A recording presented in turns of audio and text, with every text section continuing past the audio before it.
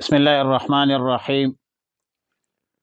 یا داؤد انا جعلناک خلیفۃ فی الارض فاحکم بین الناس بالحق۔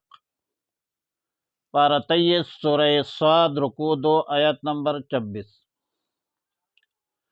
سیدنا داؤد علیہ السلام کو اللہ تعالی نے نبوت اور رسالت کے ساتھ حکومت اور سلطنت بھی عطا فرمائی تھی۔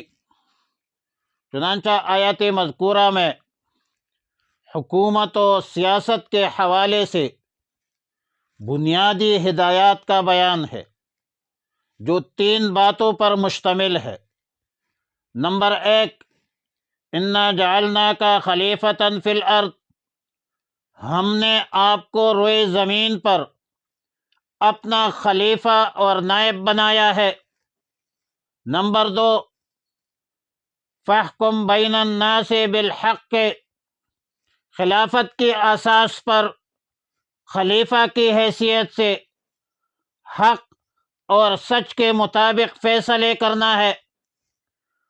اور نمبر 3، ولا تتبع الہوی،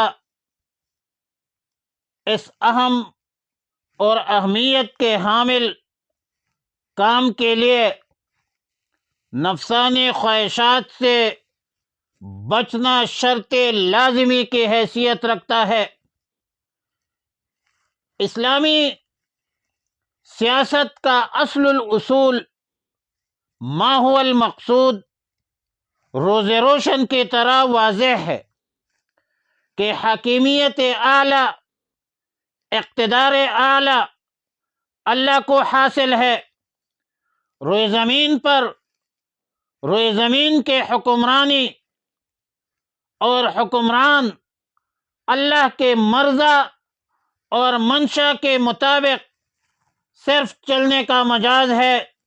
لہذا مسلمانوں کا حاکم مجلس شورا یا قانون ساز اسمبلی اسلامی قانون کی تشریح تدوین تو کر سکتے ہیں، لیکن قرآن و سنت کے خلاف، شریعت مطہرہ کے خلاف قانون سازی کا مجاز نہیں ہے۔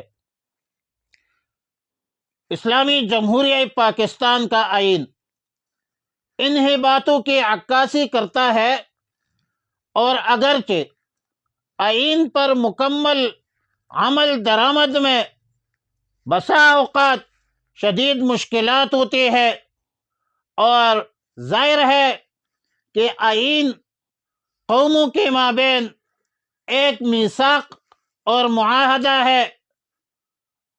حکمران اور رعایا کے درمیان آئین ایک دستاویز ہے، اور دستور بھی کہتے ہیں۔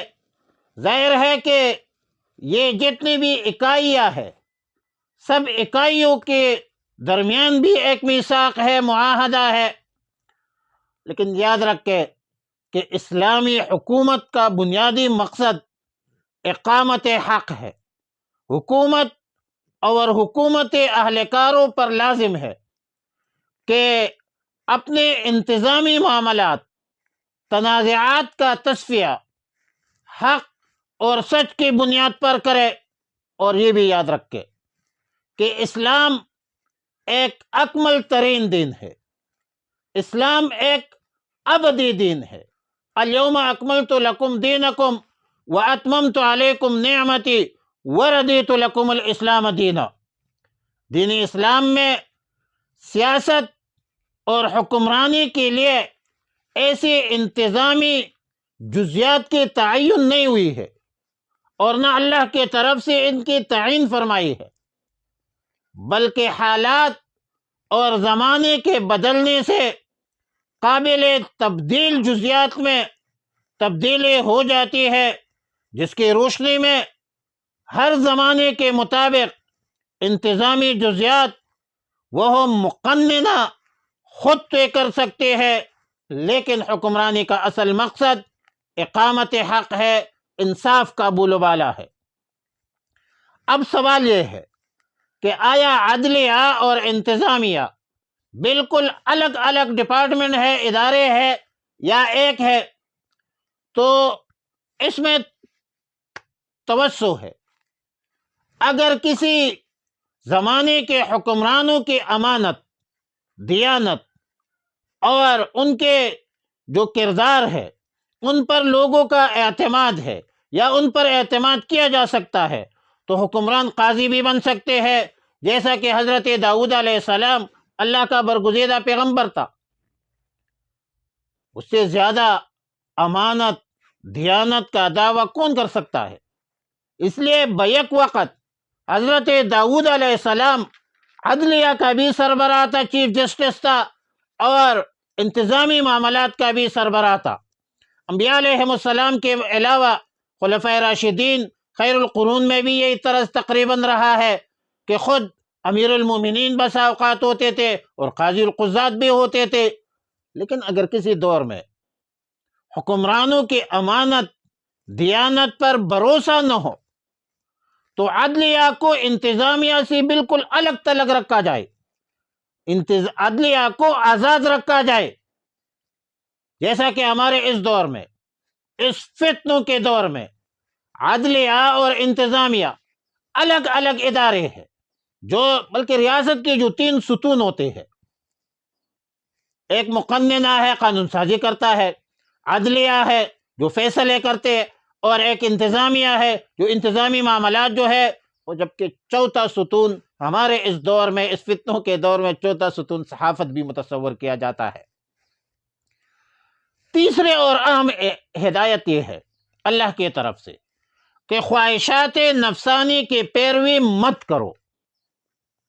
روز قیامت کو ہر وقت پیش نظر رکھو، اور اس ہدایت پر سب سے زیادہ زور اس لیے دیا کہ خواہشات نفسانیہ سے گریز اقامت حق کی بنیاد ہے، انصاف کی بنیاد خواہشات سے گریز ہے، پرہیز ہے۔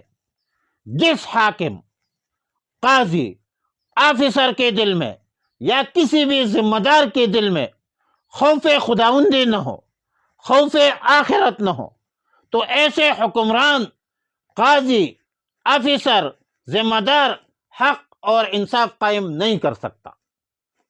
بے شک مقننہ بہتر سے بہترین قانون سازی کرے، اچھے سے اچھا قانون بنا لے، لیکن خوف خدا اور خوف آخرت نہ ہو تو نفس انسانی یا انسانی نفس کی دسیسہ کاریاں ہر جگہ اپنا راستہ خود بنا لیتے ہیں۔ دنیا کی تاریخ اور دنیا کے حکمرانوں کی تاریخ، دنیا کے حکمرانی کی تاریخ، عدلیہ کی تاریخ اس پر شاہد ہے، اور موجودہ حالات اس پر گواہ ہے۔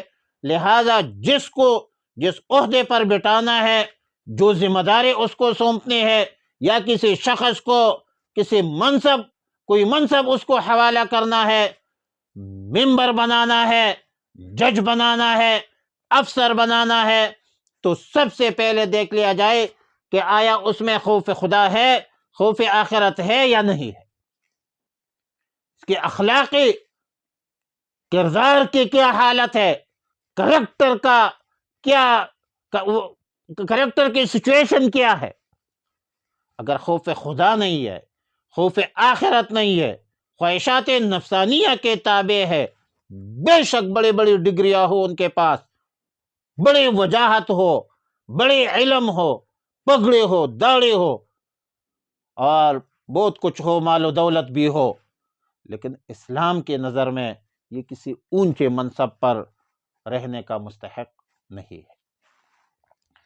فرمایا یا داؤد، اے داؤد علیہ السلام، انا جعلناکا، بے شک ہم نے بنایا ہے تجھے خلیفتاً، خلیفہ، فی الارض، زمین پر، فاحکم، پس فیصلہ کیجئے، بین الناس، لوگوں کے درمیان، بالحق، انصاف سے، حق سے، ولا تتبع الہوا، اور پیروی مت کیجئے خواہشات کی، خواہش کی، فیضلوکا، کہ وہ بہکا دے تجھے، عن سبیل اللہ، اللہ کے راستے سے، ان الذین، بے شک جو لوگ، یضلون گمراہ ہوتے ہیں عن سبیل اللہ اللہ کے راستے سے، لہم عذاب شدید تو ان کے لیے سخت عذاب ہے، بما نسو بسبب اس کے جو انہوں نے بلا دیا ہے یوم الحساب روز قیامت کو بھول کر دنیا میں جتنی بدماشی کرو گے یہ بدماشی قیامت کے دن پتہ چلے گا۔